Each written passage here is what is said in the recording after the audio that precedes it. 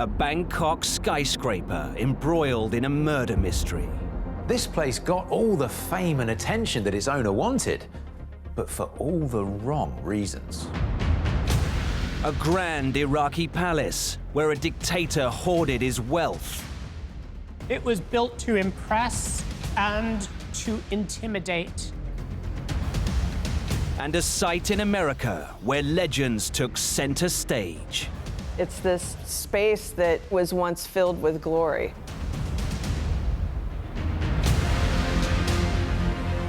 Decaying relics.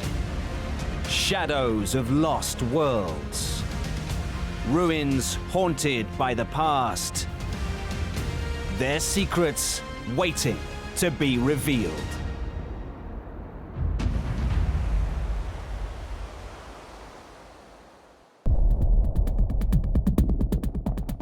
In Iraq, between the Tigris and Euphrates rivers, history weighs heavy on the land.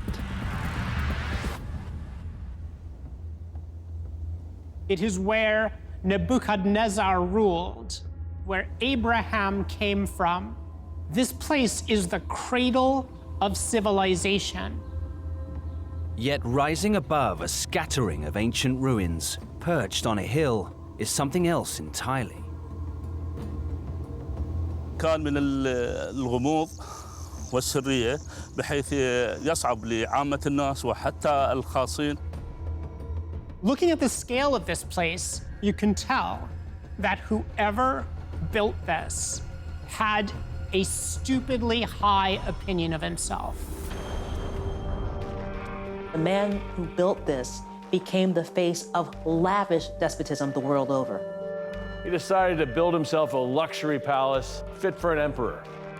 The throne room is designed to emphasize the ruler's dominion over little old you. The marks left by an infamous tyrant can be found everywhere. But as Saddam Hussein amassed his vast fortune, world leaders were preparing to bring him down. His boastful project found itself right in the firing line. It's been thoroughly looted, thoroughly vandalized, and so you see graffiti everywhere, Iraqi graffiti, but also American graffiti. What was this building's purpose? And how did American troops come to occupy this palatial ruin?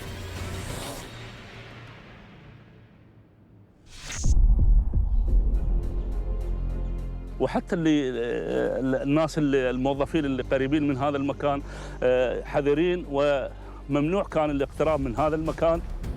Archaeologist Hussein Falah now knows the palace well, but he can remember when access was highly restricted. بسبب الإجراءات الأمنية المشددة من قبل جهاز الأمن الخاص التي كان يعمل ويشرف على هذا البناء. This level of secrecy and security reflected the Iraqi leader it was built for. In 1979, a new man comes to power in Iraq. It's Saddam Hussein, who comes from an impoverished background. But he really made his mark as an absolutely ruthless politician. And when he seizes power, he's intent on instantly removing any opposition whatsoever. He soon becomes one of the world's most feared leaders. He, kills off and overthrows all of his opponents, and thereafter he embarks on a cult of personality to make him the essential glue holding Iraqi society together. The dictator immediately looked to expand his territories, fixing his attention on the oil-rich lands on the border with Iran. He thinks, hey, I'm going to just lurch across the border, take those oil receipts to kind of supercharge my new Iraqi state, and there'll be no consequences. There's this chunk of Iran that has a lot of Arabs in the population, and Saddam Hussein thinks that because they're Arabs and he's an Arab, he can take over that chunk of Iran and all of its oil and make it his own. So he tries. But Saddam's land grab quickly turned into a nightmare. It's trench warfare, fighting back and forth across this disputed area. The Iranians using their much bigger population to launch human wave attacks. Despite US support and the ruthless use of chemical weapons, Saddam's campaign was a disaster. And he fails for years of bloody, murderous war between Iraq and Iran.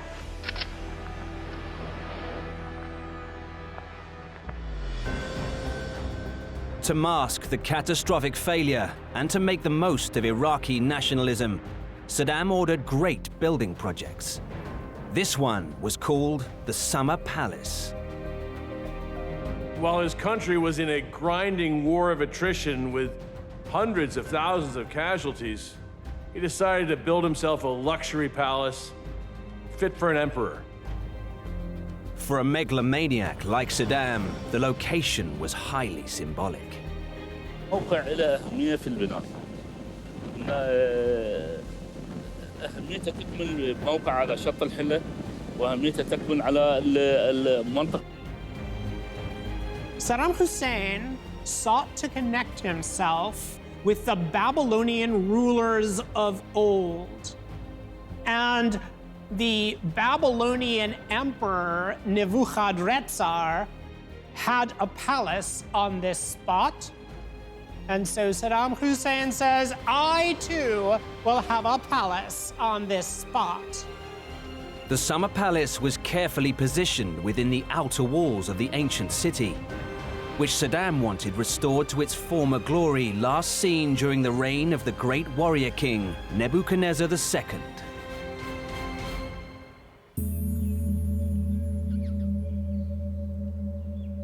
خلد هذا النفوذ بالمجالات الإعمار عندما حكم مدينة بابل الأثرية أو حكم بابل، فكانت له جملة من الأبنية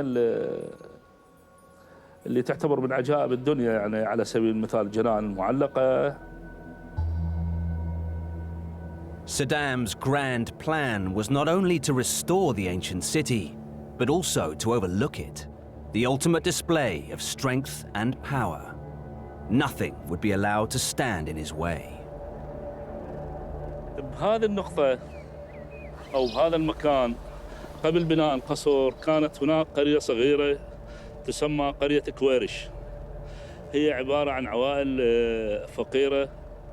In 1986, Saddam orders the complete destruction of this village, and he has it blown up. And in the place of the village, he builds an artificial hill. And it's on this hill, which would become known as Saddam Hill, that the palace would be built. Construction began using workers brought in from North Africa, who were supposedly blindfolded to avoid a security risk during the ongoing war. هؤلاء العمال كانوا يأتون إلى هذا المكان بسيارات مظللة، وهو سيكوريتي بحجم عالي من أجل عدم البوح بأسرار. The project remained top secret, part of a wider scheme to build up the family fortune. This is only one of over 100 such palaces scattered around Iraq, and that in this particular palace, he has all kinds of tributes to himself. هذه ختومات على الجدران عبارة عن صاد اللي تمثل صدام حسين مع شعار النخلة الزخارف النباتية اللي موجودة بهذا المكان. هذا ترمز الفترة اللي حكم بها صدام حسين حكم العراق.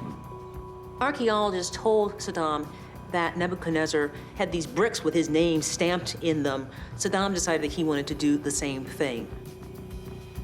Saddam Hussein fills this palace with paintings and murals in which he is ruling the ancient world in his chariot being pulled by horses, as though he, Saddam Hussein, is the reincarnation of these great rulers of old.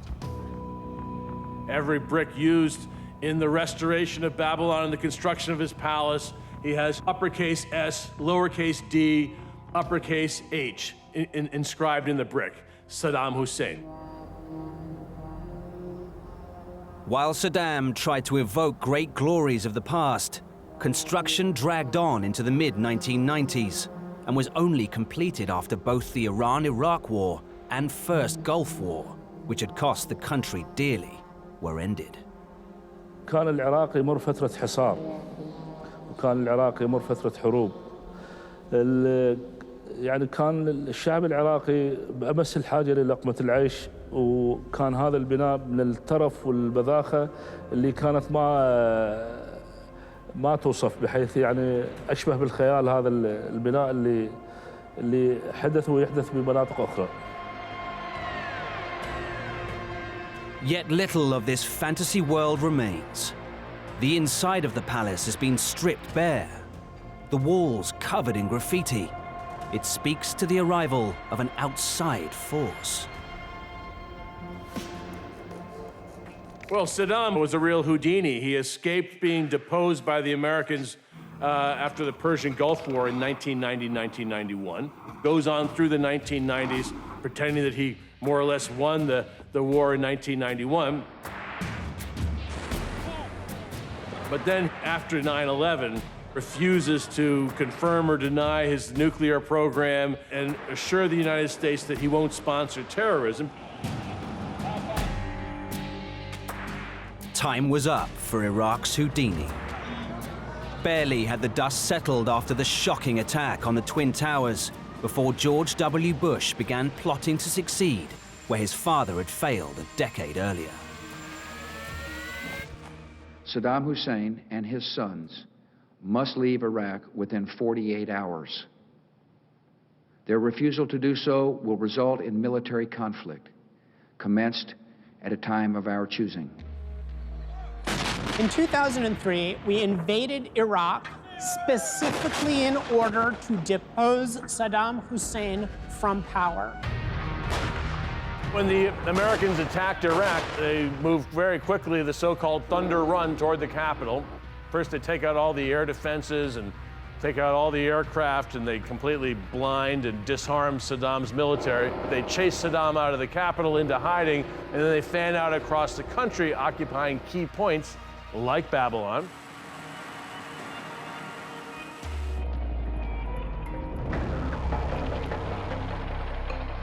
On April the 8th, 2003, units from the 101st Airborne Division stormed across the Euphrates and launched an attack.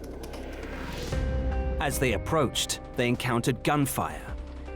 Members of Saddam's elite Republican Guard were entrenched in the palace and put up fierce resistance.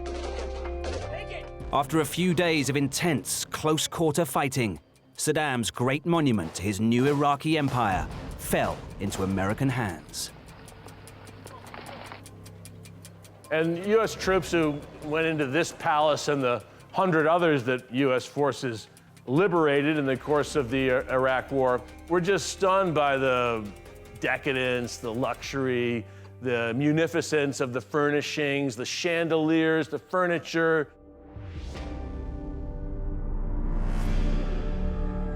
اللي شفته أثناء فترة دخول القوات الأمريكية، اللي شفته كانت الثريات كانت من الكريستال، يعني هذا النوعية الفاخرة جدا. وشفت الحنفيات اللي موجودة وأدوات الماء وما شابه واليدات الأبواب، هي كانت مطلية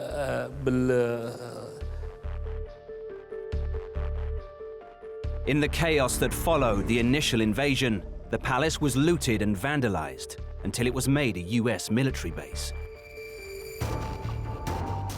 2,000 troops moved in to Camp Babylon.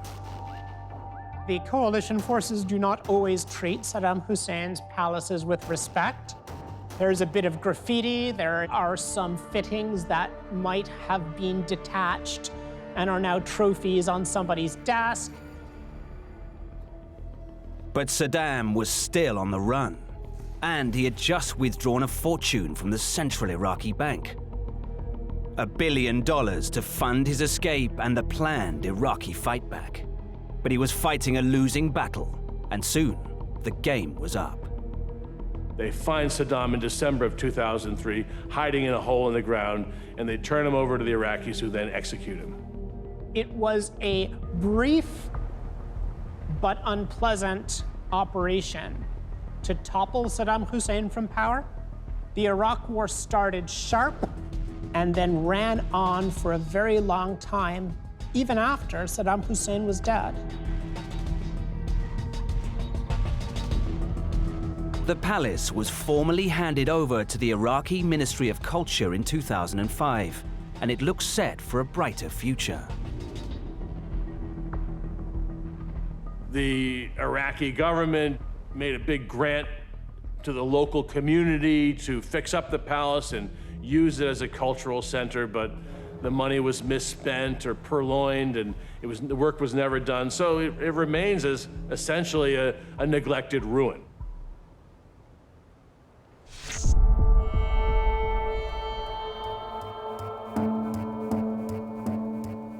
Hussein Fallah still has hope that rather than being associated with a ruthless despot, it can complement the World Heritage Site at its feet.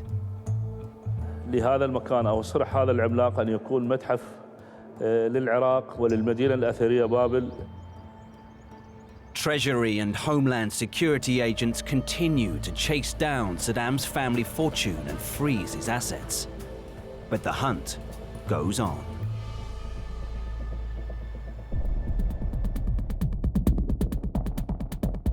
In Byron, Georgia, are the remains of a once iconic sporting arena. Some places are good at concealing what they are. This is not one of those places. This is obviously a racetrack.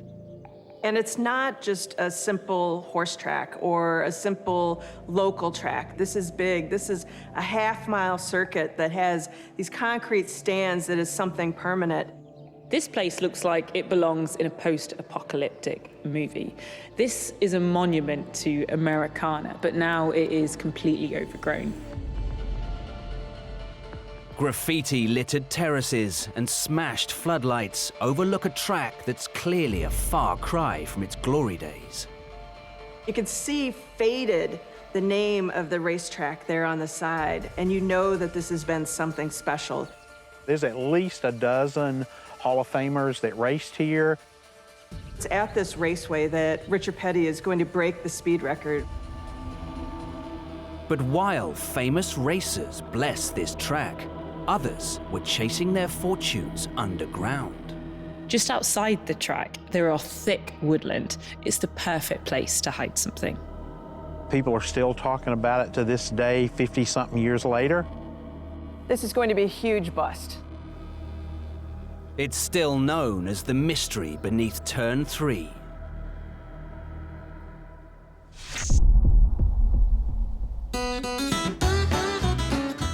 For Tim Thornton, owner of the Middle Georgia Raceway, what is more vivid in the memory is the Saturday night races held here in the 1960s.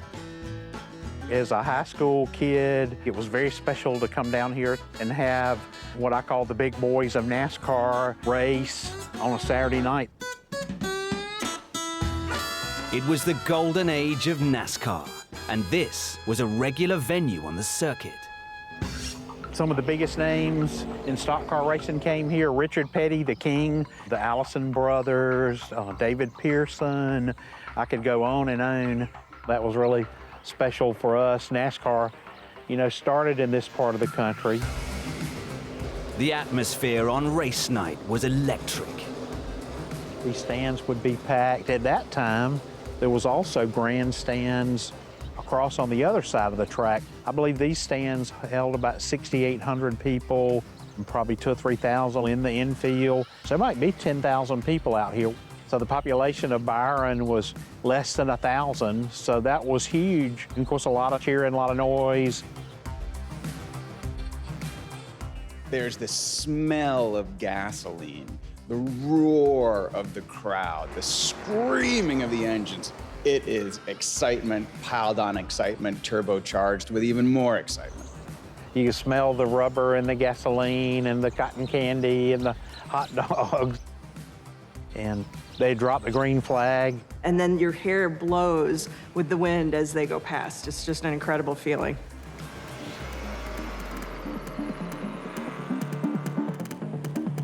Based on a simple formula, NASCAR is all about maximizing speed. But it is also a contact sport. This is the original American motorsport. 40 cars dueling it out on a half-mile or mile track. Bumping other cars is part of the game. It's called trading paint.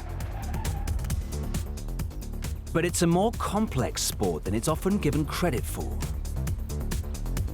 It's a lot of science and a lot of technology that goes into that race. Really sophisticated. It has an incredible amount of skill, dexterity, and the margin of error is really small. You lose focus for just a split second, and you can hit the wall at over 200 miles per hour. To ensure drivers could maintain such high speeds, NASCAR developed its distinctive feature, the raised banks. The land around here is very flat, so they excavated the Georgia red clay that we have and built these turns and compacted the dirt. This is about an 18-degree bank. For this size half-mile track, that's very steep. This is the original asphalt, and even though there's a few cracks in it and little grass growing up, it's still very much intact. The only way to keep these cars from literally going airborne is to angle the turns. So these cars aren't just driving around curves, they are just halfway flying around them. These steep banks saw Richard Petty, known as the King, make racing history.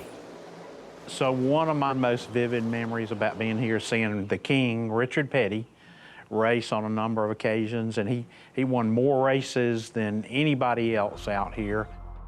He won an even 200 races, and he holds several records, including the Daytona 500 record.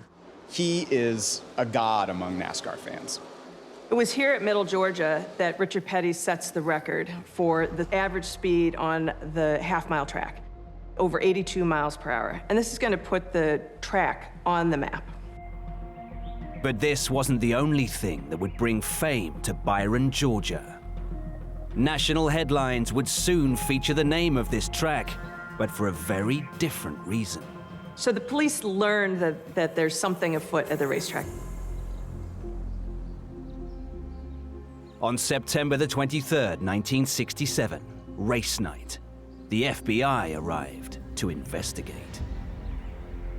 And it was no accident that they decided to raid the track in the middle of a race. When the stands were packed, the police were there for maximum publicity. They were there to make a scene. So there's something really amazing that happened back here on the back side of the track. People are still talking about it to this day, 50-something years later. With engines roaring trackside, federal agents begin searching the nearby woods. The only remaining clue to the mystery beneath Turn 3 is a strange crater. Behind me here is the driver's entrance, kind of back entrance, if you will. The cars and the trailers would come in and out here. The builders, when they designed the track, were very forward-thinking in a naughty way. They had a ticket booth right back in here. It had a false floor in it. The police get there and they find a trap door. They open it and realize they've just stumbled upon the largest illegal distillery of moonshine in the whole state of Georgia. Descending down a 35-foot shaft, they entered a tunnel system that a federal agent described as one of the most cleverly run moonshine operations he'd ever seen. A long tunnel contained a cooker tank, gas and fermenting tanks with electric lighting and electric exhaust system. An estimated 80 gallons of moonshine whiskey was produced here every day. When the race ended and the crowds had left, jugs of the whiskey were loaded into the race car haulers and smuggled away in the dead of night. Making moonshine is a risky business. It is very flammable, and you could potentially make dangerous byproducts. It can be done wrong and kill you or blind you, but there's all different varieties of it. Discovering a moonshine distillery under a NASCAR track is not as strange as it may seem. You know, NASCAR and a moonshine operation are not such an odd combination when you think about it. During the era of Prohibition, a thriving smuggling business sprang up. The police, of course, are going to try to crack down on this. So what happened is these smugglers, or bootleggers as they were known, would take ordinary-looking cars and they would modify them. And so you have this idea of, the old Thunder Road, right? Where they take their stock cars, their everyday cars, they soup up the motors, they build spaces in them to carry as much of this highly flammable alcohol as they can so that they can outrace the sheriffs, outrace the police, the FBI, whoever. They even developed special moves that they would use to try to escape the police. If you've ever seen a car going down a straightaway and then someone pulls the emergency brake to make the car spin around on its axis 180 degrees so they can immediately start going in the opposite direction, that's called a bootlegger reverse. Well, one day, two of these bootleggers put their modified cars down side by side to see which one was the fastest, and bam, a new form of racing was born. The early days of racing was these bootleggers getting together. Bootlegger is the guy that hauls the moonshine. They would get together and race out in the field and race on the mountain roads, that kind of thing. And that was kind of the beginning of stock car racing. So this idea of the moonshine distillery being found under a NASCAR track really ties the past to the present and the future of the motorsport. Yet evidence of the moonshine operation is all but gone. Traditionally, when the feds would raid a still, they would use dynamite and blow up the still. They didn't want to blow it up because they would have damaged or destroyed the racetrack. So they took heavy equipment and just totally crushed it and buried it. The sheriffs did a really thorough job of destroying this. They just decimated it completely to the point that today all that you can find is a hole in the ground, and the only thing we really know about it is old photographs. The track owner was charged with running the illegal moonshine operation, but small town, small county, he was actually acquitted. That was pretty controversial. Despite the scandal, the following season kicked off as planned at Middle Georgia. But with NASCAR moving to bigger stadiums, the owners went looking for new forms of revenue. One of these drew crowds the size of which Byron, Georgia had never seen before. The owners of the track decided to do something big to try to attract attention to the area. On July the 4th, 1970, the racetrack was taken over by the Atlanta International Pop Festival. I worked at the Pop Festival. I was still a high school kid, and they put me probably 300 feet from the stage. I finally laid down and went to sleep beside my popsicle truck and woke up, and there's Jimi Hendrix playing Star Spangled Banner with fireworks going off, and here I am just looking straight up at it. When Jimi Hendrix played here, he drew a crowd of over 300,000, which is probably the largest audience in America that Jimi Hendrix ever played to. It became known as the Woodstock of the South. But Hendrix sadly died of a suspected drug overdose just 10 weeks later. America is a place that is in love with the idea of cars, and it's also in love with the idea of rebellion. So I don't think we should be surprised at all that, racing came out of bootlegging, and then Jimi Hendrix played on a NASCAR racetrack. In a funny way, they all fit together really well. Amateur races continued alongside music events until a 1984 concert sealed its fate. Very big brawl and fight broke out, a lot of arrests. At that point, the county said no more and shut it down.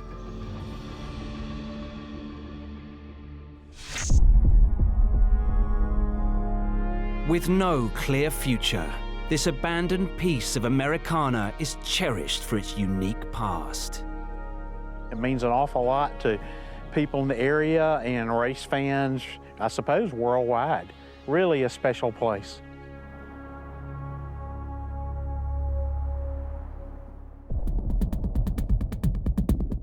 In the center of Thailand's capital city of Bangkok, an infamous ghost tower reaches into the sky.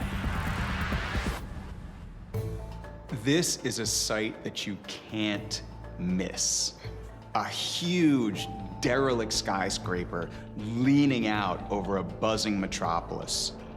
Even in its state of disrepair, you can see that this was a pretty wild piece of architecture. It looks grand, but as you get closer, you see that it's just a skeleton, and there's this eerie, haunted feeling about it. Inside the building is a minefield of hazards. You have gaping holes in some sections. You've got windows with no glass in them, open stairwells. It's right in the heart of this buzzing metropolis. But when you're inside, you feel incredibly alone. This is one of the tallest buildings in the city, and the view from the top where the balconies extend is absolutely spectacular. But without any railings, venturing out there would be foolhardy. Its continued abandonment, with nothing but vines and trees occupying the vast shell, is baffling. Here you have a luxury tower in the middle of a thriving, booming city. The real estate it sits on must be incredibly valuable. Why in the world has no one stepped in to either tear it down or complete it? Many of the local Thais think it's cursed. Now, superstition and folklore is very popular in Thai culture, but not every story about the ghost tower is just myth and superstition. This place got all the fame and attention that its owner wanted, but for all the wrong reasons.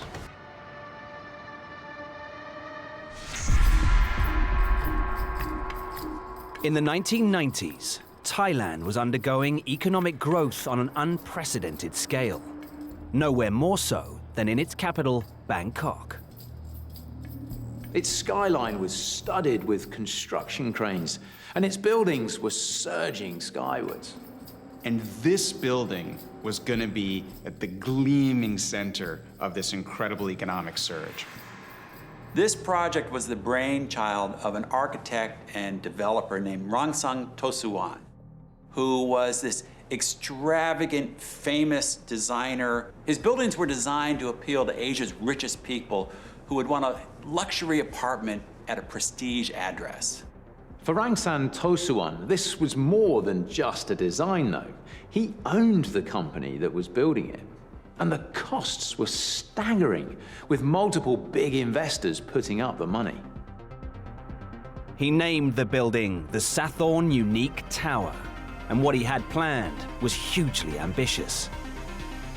When construction started in 1990, Sathorn Unique was earmarked to be one of the most luxurious tower buildings in all of Bangkok. You were going to have some 659 luxury flats and dozens of retail spaces. There was going to be a ballroom and a jeweler's.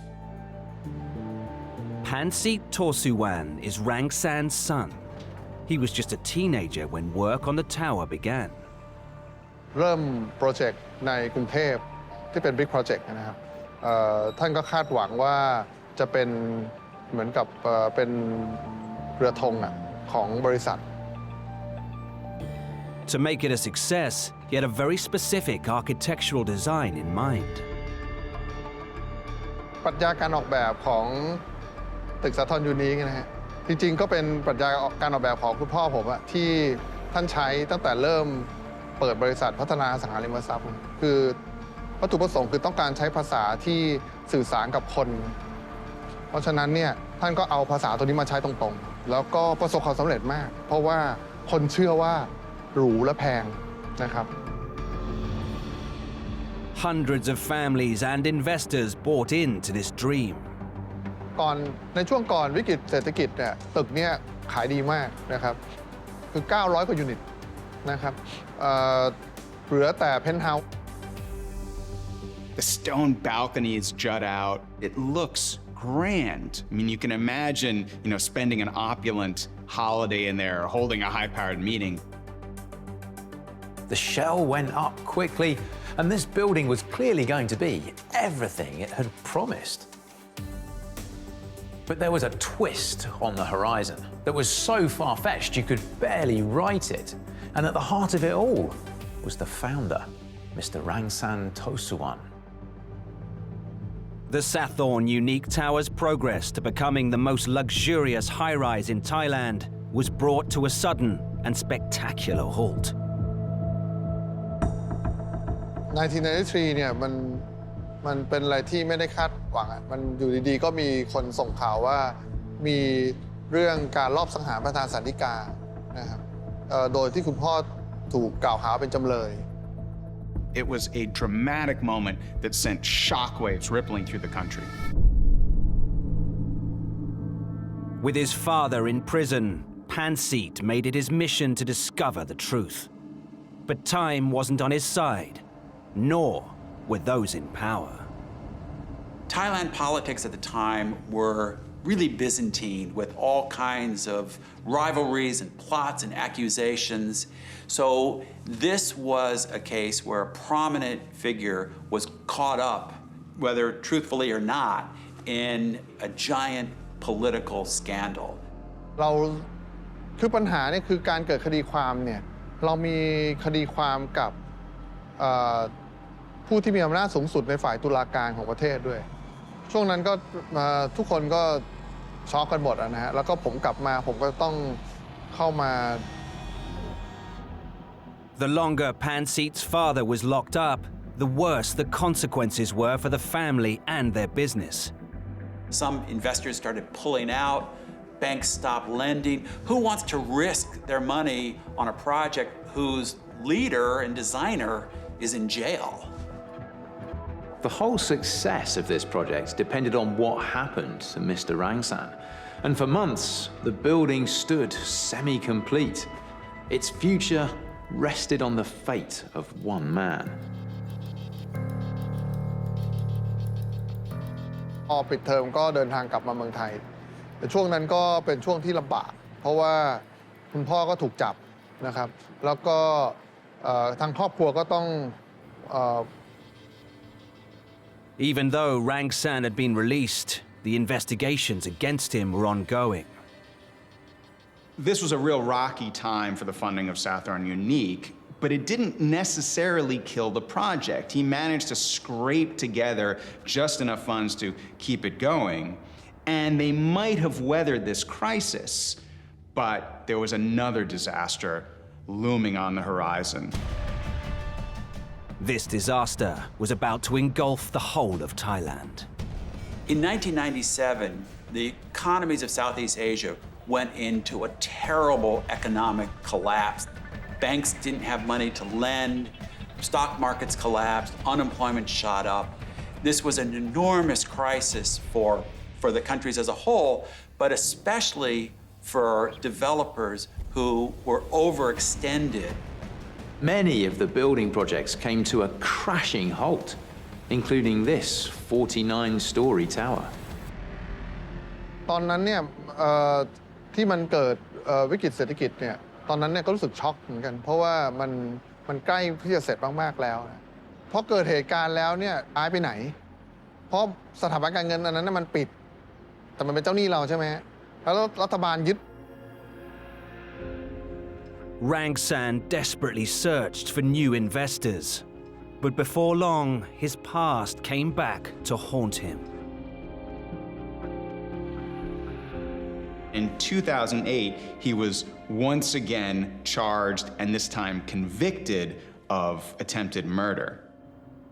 That conviction was actually overturned by an appeals court 2 years later in 2010, but with Rong Sun's complicated personal history, investors were really reluctant to sink their money into one of his projects, and this really spelled the end for any hopes of completion of the Southorn Unique Tower. This wonderful dream was going to die.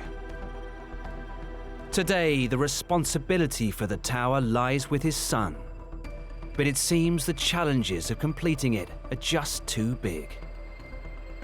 ผมใช้เวลาอยู่พักหนึ่งกว่าจะอธิบายให้คุณพ่อเข้าใจได้ว่าตึกสร้าง 90% เนี่ยจริงๆเนี่ยถ้าณเวลานั้นเนี่ย1997 เนี่ย It took a fortune to build, and it will take a fortune to finish it.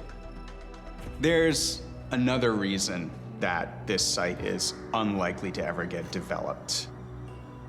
Many of the local Thais think it's cursed. There's even a rumor going around that the tower is built on a former burial site. มันทำลายชีวิตสิ่งที่เกิดขึ้นกับตึกนี้หรือตึกหรือโปรเจกต์อื่นๆของบริษัทมันทำลายสถานภาพในจิตวิญญาณผมเท่าไหร่ละจนถึงวันนี้แรกๆมันทำเยอะแต่ทุกวันนี้มันไม่ได้ทำอะไรทำลายอะไรผมได้มากไปกว่านี้ละทุกวันนี้ผมรู้สึกว่าผมโอเค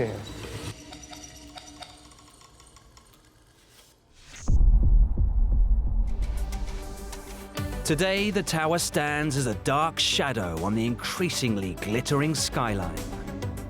But it isn't as quiet here as its owners would like. It's now become somewhat of a YouTube sensation, attracting daredevil urban explorers from around the world. The family tries to keep people out, but somehow people keep managing to break into this tower and shoot their videos for that moment of fame and taking enormous risks in the process. And with neither development nor demolition any closer, the Southorn Unique Tower seems set to remain as one of the world's most prominent temples to urban decay.